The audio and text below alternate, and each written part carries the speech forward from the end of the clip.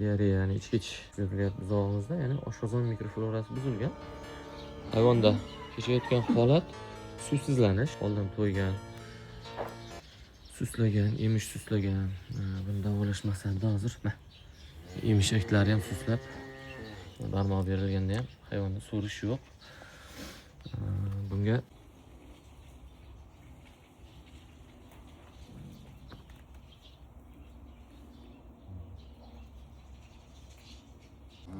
ichib o'tayotgan buzog'imizga flora balans probiotiga